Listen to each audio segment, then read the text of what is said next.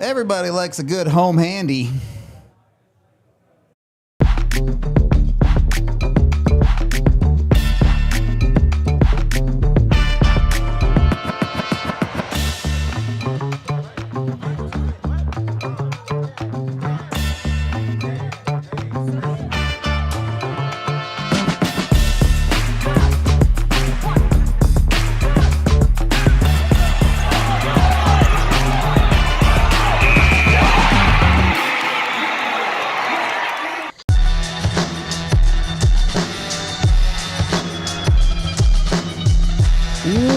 Welcome into the DNVR Avalanche podcast, live from the Toyota Lounge, powered by your Front Range Toyota dealerships and presented by Ramos Law. If you've been injured and aren't sure where to turn, give Ramos Law a call or visit ramoslaw.com to learn more. That's Ramos Law, because what makes us different makes us better. J. Mike and Rudo coming to you live before Game 5 for the Colorado Avalanche, trying to close out the series on home ice against the Minnesota Wild. It's been 18 years since the Avs have finished a series in Colorado. They did technically win at home in one of their bubble series during the COVID year, but they weren't actually at home. They were in the bubble. So count that how you want. I'm not going to be picky about it. Look, it would be really nice, I think, from my perspective, to see the Avs win on home ice. Does it actually matter, though, J. Mike, or is this just a thing the fans want? As long as you win the series, no. It doesn't matter where you do it. Get the job done, get to the Western Final. But I do think there's something to be said about this awesome fan base deserving an opportunity to celebrate this core on home ice, which has been, one of the better iterations in Avalanche history. I think it'd be a cool moment for the city, for this team, to kind of get to experience that. I mean, 18 years is a long time. It's been 84 years. I was 16. It was 13, 2008. Yeah. Double digits at least. I'll take it. Close enough. Close enough. It's a fun thing. The fans deserve it. I hope the Avs can give it to them. We'll see what actually happens. Before we dive into the game, let's hit up the Common Spirit injury report. Technically, Bednar did say both of these guys were possible to play today, but he also said they were day-to-day. Neither participated in an optional morning skate. We'll see. I'm sure chat will see the tweets before we even see them of what the Avs lineup fully ends up being today. It is what it is. You got to battle through it. The fact that they're day-to-day, hopefully the Avs can take care of business here and then give themselves some time off to get healthy. A tagline's been no excuses, so we can't lean into the notion of woe is me, it's so hard. This is what the postseason is. Nobody is 100% healthy. You look across at the other lineup there and what Minnesota is missing. While I don't mean this as a shot or to be dismissive of the impact that Mackinnon and Sam Malinsky make, I think if you were to look at these two rosters, put them side by side, you feel better about the Avalanche situation than you would Minnesota. Yeah. Again, it's as simple as no excuses. Get it done. You got it done the other night. You're at home. Find a way to win. Yeah. Top to bottom of your lineup, you built a team that, of course, you'd rather be healthy, but can find ways to absorb some of those injuries. Obviously, they won last night, so they proved they can do it. Go do it again, and you're done with this series. Or if you don't do it again, well, at least you get more tries. Hopefully, we don't have to go down that path. Experience the difference compassion makes. Find a Common Spirit location near you and discover a new standard of health and healing by visiting mountain.commonspirit.org. Common Spirit Health, an official healthcare partner of the Denver Broncos. As we actually kind of get into today's game, or really jumping off from the rest of the series, in Game 4, we saw the Avs' depth shine through. Ultimately, a number of guys, whether that be Parker Kelly with the game winner, Ross Colton finally breaking through for the Avs. They were the guys to score the big goals for Colorado. And yes, I think we can all agree that the Avs have a depth advantage, even with some of these injuries against Minnesota. Do they need more from the Stars, or is the Stars maintaining, let's call it, enough? I think if you continue to get what you've gotten out of Mackinnon, it'd be nice to see Marty get on the board tonight. I think you're in an okay spot. I'm more inclined to say I still need more from that second line offensively. I know they bring a lot to the table. I think Nichushkin, especially in terms of the forecheck and some of that stuff's been excellent in this series.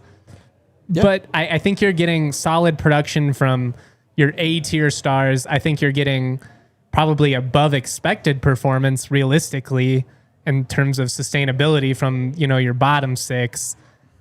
You need those guys on the second line, I think, to kind of put their fingerprints on this series in a way that they maybe have not to this point. And not empty netters. Yeah. Actual goals. I'll take them. Empty netters mean you're winning the game, But if you're looking for real impact... Give me a 5-on-5 goal, Brock. Is that too much to ask for? I shouldn't be. I think he's fully capable of it, but you got to go out and get it, like you said. Where are you at with this? Do you feel like the stars have shined bright enough? I think you can reasonably expect more from Mackinnon in this game. Not that he hasn't been really good in the series, but you want to realistically say, hey, your stars got to be able to do it every night. Like you said, their depth guys are depth guys for a reason because they don't go out and have a game like they did in Game 4 all the time. If they did, they wouldn't be depth guys, right? So, yes, you got that game. Awesome. If you get another game like that, great. You'll absolutely take it. But night in and night out. That can't be the path to the Cup. Right.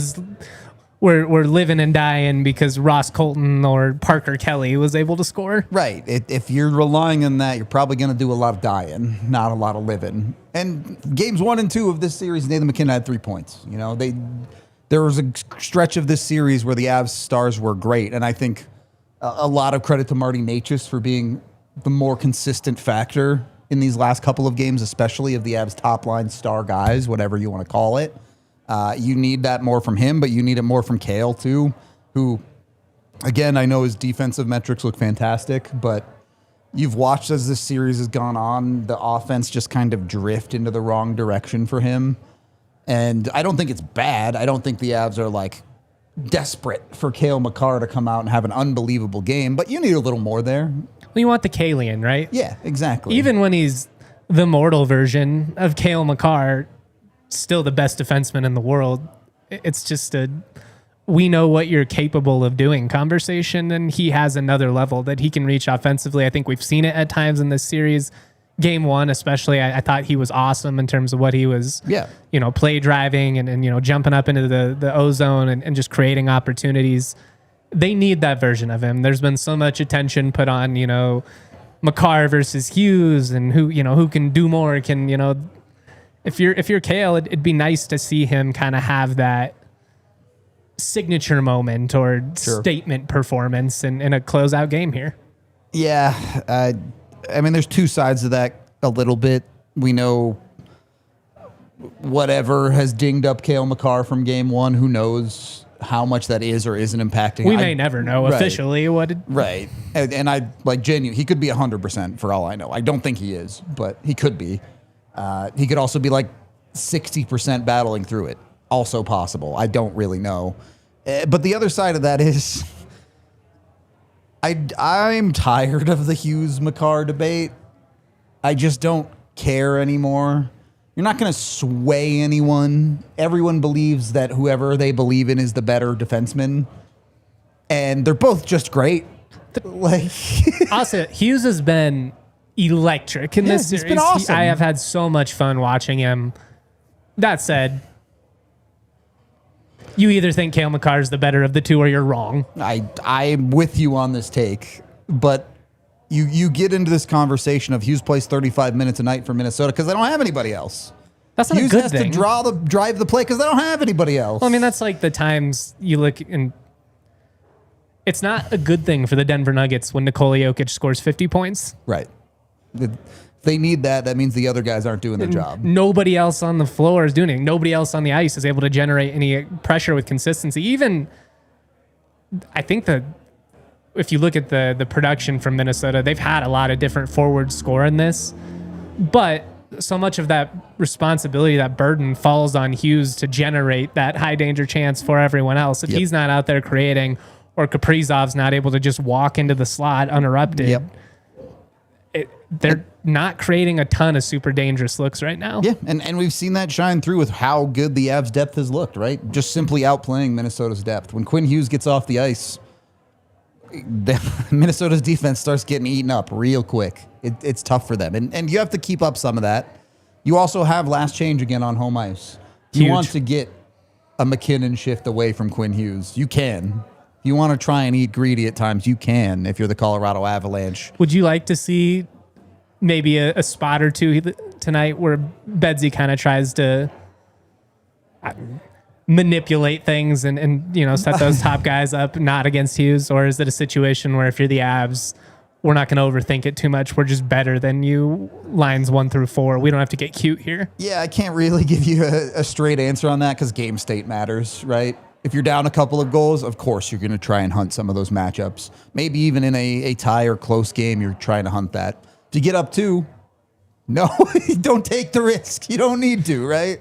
So it is a really situational thing, I think, for the Avs. And we know Bednar is comfortable going best on best most of the time. So we'll see exactly how much of there gets into that. I think there'll be a little bit of it, but it's got to see how it plays out. yeah, I get you. Exactly. So if you want to know more how the Avs see this game playing out, or rather how they want it to play out, Jared Bednar did talk about their focus and mission on not just today's game, but their job every single night as NHLers. Let's hear from the head coach. Second here for everybody get ready. Start with Evan. Quinn Hughes is an elite player, and he just seemed to play most of the game, so he's going to get his chances. But Logan talked about just even having him turn back is a minor victory, just given how much he plays. Have you been happy with how your team has defended him, specifically in their zone and forechecking on that regard? Yes. Yeah. Pretty happy with it. For the most part, you look at the series. I mean, good players are going to make plays. You got to take away time and space. And for me, that starts all the way back behind their goal. Colleen, then Jesse. Just what are the updates on Tim Malinsky and Arturi Lehkonen? Yeah, they're day-to-day with upper body injuries. Nothing's changed. Jesse. You guys have already eliminated a team in these playoffs, and Nick was just telling us, like, the mindset doesn't really change, but I guess just what do you key in on that's maybe different in a closeout game than normal, or is there anything? Not really. I mean, it's like game 1 was important game, game 2 was important game. We lose game 3, game 4 was an important game, this is an important game. The goal is to win, so you focus on the process of what your team needs to do to win, regardless of where you're at in the series. Yeah, it's important to close team out when you get a chance. That means you got to win the hockey game, so what do you got to do that? I don't think it changes a lot from 1 to 2 to 5 to 7. You're still focusing on what you need to do, what is your process to success, what things you got to be aware of, and then you got to go and execute. John. One of the more interesting stats, having clinched a series at home in 18 years. Is there a challenge to doing that in front of your home fans? The challenge is keeping your focus on the things you need to, keep them on, right? So I go back to the biggest one for me was it St. Louis at home in 2022, and guys are like, we're in a position to close out a series, and if you're not focused on the right things, okay, Tampa, same thing that year. If you're not focused on the right things, what you need to do to be successful in the moment, then your mind's going to wander at all this other distractions. Like right now, we're in the second round. It's game 5. There shouldn't be a lot of distractions. Our guys are thinking about what we have to do tonight, and that's exactly the way we want it. Bailey. You talk about that process, but does your approach to a game 5 change at all when you look back at games 1 through 4 and see that they've had such different identities? No, it doesn't. It's the same thing. A different day, different game, same process for me. It might be different information, but it's still the same process. Megan. What's impressed you about the way that Mackenzie Blackwood has been receptive to this goalie rotation in the playoffs? Yeah, I just think that it's not new to him. We kind of did it all year long. go with the hot goalie for a while. If they struggle at all, we go to the next guy. The next guy's done an amazing job of keeping himself ready, getting the work that he needs on and off the ice, mentally, putting themselves in a good spot to be ready to come help us win a hockey game. And that's exactly what he's done. So you got to give him credit, but it doesn't surprise me because they've been doing it all year. Finish with Eric. Just for starters, are Malinsky and Mackinnon options for tonight? Possibly. Okay. And then going back to the whole closing out a series thing, obviously the motivation is to win to advance, but like how much motivation is there to get more time off? Like the sooner you end a series, kind of the better for your team. Yeah, can't hurt in my opinion, because there's guys that are banged up. Everyone playing this time of the year is banged up a little bit, so extra day or two, like in some situations, can make a big difference. So yeah, there's motivation there for sure. Thanks, Jared. Yep, thank you. It is looking like it's going to be the same lineup as Game 4 for the Avs with no Malinsky and no Mackinnon. Blackwood getting the start. I don't think anything of that is a big surprise. Ashawn does stay in over Nick Blankenberg. You won a game. If it ain't broke, don't fix it, right? Do you think it's as simple as that? Like, I do. I would personally probably roll Blankenberg. That Same. said, I'm a guy who gets paid to sit on the couch and talk about hockey on YouTube. And I mean, let's look at this series so far. I said I would start Blackwood for Game 2. He started Wedgwood and they won. I would have started Wedgwood last game too. So yeah, they started Blackwood and they won. Again, there's a reason that Bedsy is one of the most successful coaches in NHL postseason history. And I was comfortable keeping Val and Nelson together for Game 4. Bednar broke them up.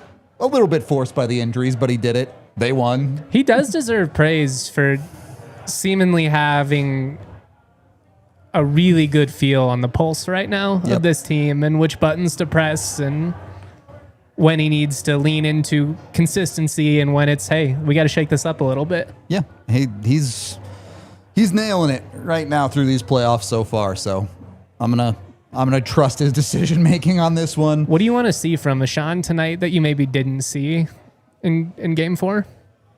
Actually play with the puck.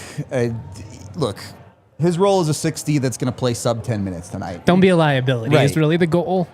You can't be the only guy on the team that gets his teeth kicked in when it comes to possession numbers. You got to be able to at least get it going the right direction. I'm not asking you to dominate, but be somewhere in the vicinity of 50-50 puck possession numbers. If you do that, job done. Did block a couple of shots. Yeah, I was hard on him post game, so I'm just trying to give him hate some on love his here. work ethic and effort. He's out there giving it everything he's got, but the NHL playoffs are a different beast. You gotta be able to make adjustments. He's had one game.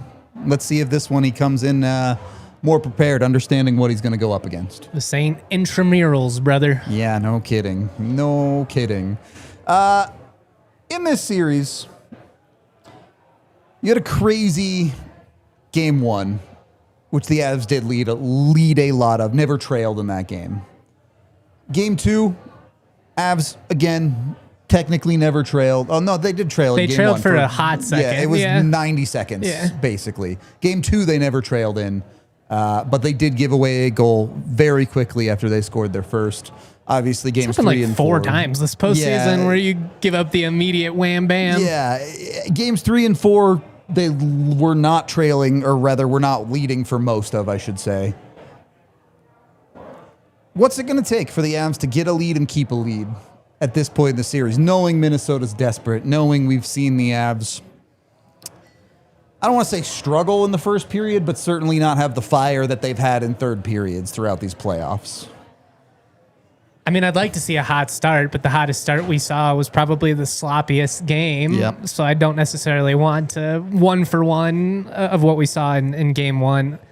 To me, it feels like special teams are the big factor here, both in maintaining your lead. Obviously, that Minnesota power play, despite some struggles at times this postseason, really dangerous. Yep. It made the Avs a lot harder, their lives, in games 3 and 4, for sure. So I feel like if you can stay disciplined, if you can avoid some of the self-inflicted wounds, stay out of the box when you are on the PK, obviously, get stops, and I mean, a power play goal or two never hurts in terms of, building the lead out. But I think special teams are probably the biggest factor there. Yeah, the Avs are a good enough team that you trust them to win the games if they can go even on special teams, right? But when you talk about getting leads or maintaining leads, special teams become a much, much bigger factor in that regard of whether that's the power play that gives you the insurance goal or killing that penalty to not let a Minnesota back into a game. Both sides of it can definitely be the difference. I just think those are such key momentum swings one way or the other in terms of like really giving one side life versus, getting the other side in panic mode a little bit. Definitely can be a momentum factor, and you would like to see the Avs be, honestly, like they were for much of Game 4, pretty even keel throughout that game. Not the swings that we saw in Game 3 of you're up, you're down, you're all over the place a little bit. I thought the Avs played an excellent game in Game 4. Same. 55 of the 60 minutes were just pretty darn good stressful. hockey. Obviously, as an Avs fan, there's a world in which you maybe find a way to blow them out or something, or build that lead out a little bit earlier, and it would have been a little less sweaty. But in terms of like just watching fun hockey, that was an epic game. So let's flip to the 5-on-5 side then. Obviously, the third period, the Avs opened it up and started putting pucks in the back of the net. But before that period, the Avs have gone essentially 7 periods without a 5-on-5 goal. In Minnesota, not much better. It had been 5.5 periods, I think, for them. Is it opened up now? Did that third period kind of take the pressure out of the dam and we've got the river flowing again? That's a good question, man. Because I think it benefits Minnesota more to try and grind out like a 2-1, 1-0 type game versus trying to outscore the Avalanche, as they found out in Game 1. Tough to do. At the same time, I think there's a natural element of desperation that starts to creep in, and you're maybe willing to... I mean, we saw in like LA elimination Yeah, you're right? willing to take some risks when you're down 3-1 that you aren't necessarily willing to do when it's a 1-1 series or even, 2-1. Yeah, fair enough. It's been an interesting series when it comes to actual finishing ability. Mm-hmm. You've watched certain stretches of these games where, not that the finishing isn't good, but maybe you want a little bit more out of these goaltenders at times. More so for Minnesota than the Avs, for the record. I think that works both ways. I think both sides, when they when they look back on the film from this series, are going to feel like there were a lot of missed goal opportunities left on the table both ways. And I think if you're the goaltenders, I think a few that you have given up where you maybe stopped and prevented some ones that were above expected. Mm-hmm. There have been a couple of softies here and there, and those are the ones you got to avoid tonight, right? If you are Mackenzie Blackwood, don't make them earn it. Make them earn it. Sometimes there's nothing you can do. Yep, exactly. If they put 4 perfect shots into the back of the net on you, tip your cap, go win Game 6. But if those ones that are stoppable are able to get covered or get a glove on it or do enough, the Avs should be the favorites. They are the favorites for a reason. Do what you're supposed to do and you'll get there. I've seen some comments in the Toyota chat here in regards to potential chippiness. What do you expect? Because obviously there's been a lot of back and forth. McCarron's been pretty openly critical, I guess would be the way I could phrase it, respectfully and professionally. Whining might be a different way to phrase it, but he's said a lot about Manson. Do you expect anything from that to play out in this game? Or I have no doubt there will be some post-whistle scrums and things like that. But the reality is, at every opportunity, Manson was right there shaking the gloves, saying, if you want it, come get it. I'm here. I will go. Anybody who squares up Josh Manson at any point, that's a bold strategy, Cotton. Definitely might be in for a tough couple of minutes. We'll see how it plays out for him. And the Avs aren't going to get pushed around. They've clearly shown we will engage in that and we will come back at you. I don't know that it is a net benefit for Minnesota to do it. Now, obviously, if Michael McCarron can goad Nathan MacKinnon into something, you take that trade every time. But I just don't expect the chippiness to matter that much in this game. I think it'll be there, but I don't know that it really changes. I don't think anybody's crossing lines, right? Getting so far in their fields that we lose the plot, and, Yeah. and you're losing sight of the ultimate goal here, which is still to win a hockey game. Right. Like, throw all the ego, throw all the machismo shit out of the equation. At the end of the day, if you're Minnesota, if you go out and you rough it up and you do a bunch of dumb stuff, if you're putting yourself on the PK, like, you're only making it harder on yourself in the end. And if you're willing to rough it up, but you're not willing to go with Josh Manson, then you ain't shit. Like, Also true. get over yourself. We're not worried about you. Very mild, as some would say. Hey, we are starting to wind things down. The one other thing I wanted to bring up here, and we talked about you'd love it if the Avs could get a lead and make their life easier. But through the 8 games the Avs have played in these playoffs, the team to win the third period has won 7 of them. And the only one that didn't happen was because they tied the third period, and then the Avs won in overtime against LA. The Avs have been the best third period team in the league All year. for the entire season. That's where you make or break the difference. That's where the best teams show up and get the job done. And they're so good with playing with the lead, too. And that's not to say that they're poor when playing from behind. We've seen the Avs multiple times this year come back from 2-3 goals in the third period. But I think it speaks to kind of human nature when you're going up against this Avs team. When you look up and you're down 2 goals in the third period, it just, you know what the numbers are. It feels so overwhelming. Yep. The Avs have done a very good job of playing the third period correctly. And that is to say, the right mindset of, if we're down, what do we need to do to make a comeback? Or if we're ahead, how do we play intelligent hockey to not make this stupid mistake? And if they continue to do that,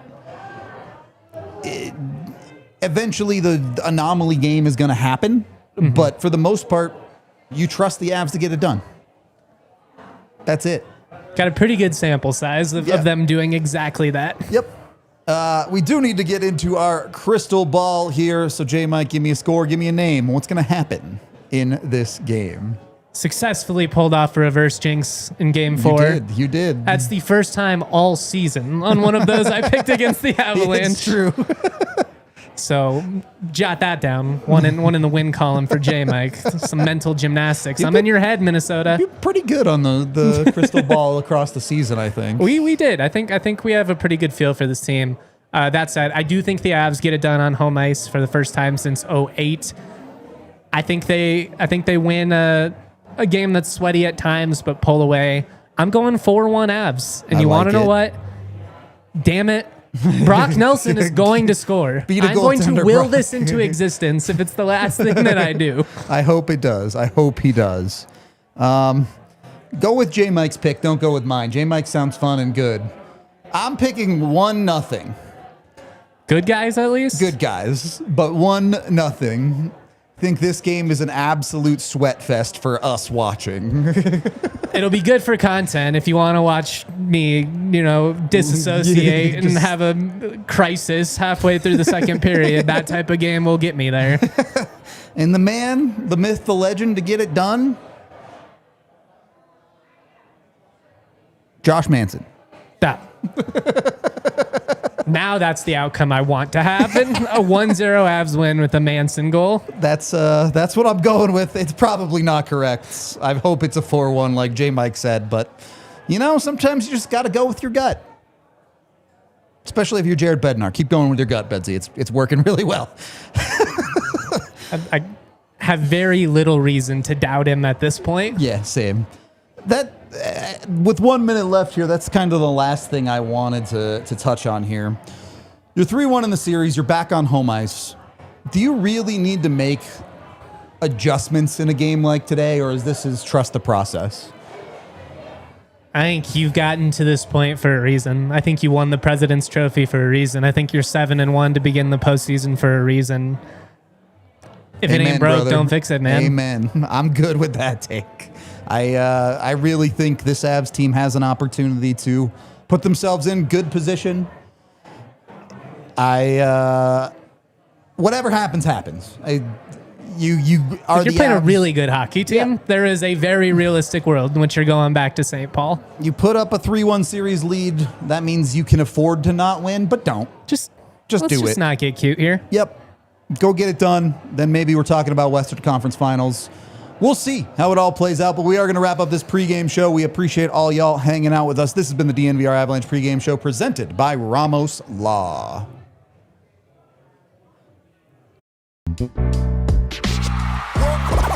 Y'all silly like the mayor.